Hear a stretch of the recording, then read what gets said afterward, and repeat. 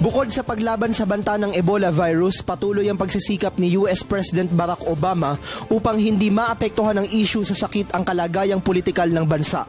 Kasunod ito ng paghahanap ng solusyon ng maraming Amerikano ukol sa naturang usapin kasabay ng nalalapit na eleksyon sa US Congress. Kaugnay ito ng pag-ani ng batikos ng Administrasyong Obama dahil di umano sa kawalan nito ng aksyon upang labanan ang pagkalat ng nakamamatay na sakit.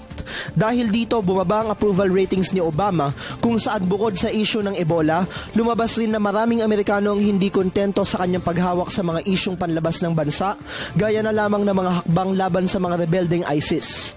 Pangamba ng mga eksperto, posibleng maging dahilan ng issue ng pagkatalo sa susunod na eleksyon ng Partidong Democrats ni Obama sa mga Republican.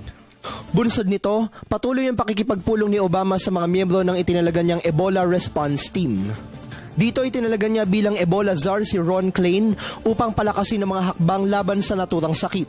Ipinag-utos na rin ni Obama ang pagpapadala ng nasa 4,000 Amerikanong sundalo sa West Africa upang tumulong sa pagsugpo sa epidemya. Kasunod nito, muling umapela si Obama sa mga Amerikano na maging mahinahon at makipagtulungan sa pamahalaan upang masugpo ang pagkalat ng Ebola virus. May 3 kaso na ng Ebola virus sa Estados Unidos. Isa na ang patay rito samantalang inoobserbahan ng 2 iba pa na pawang mga nurse na nag-alaga sa namatay na biktima.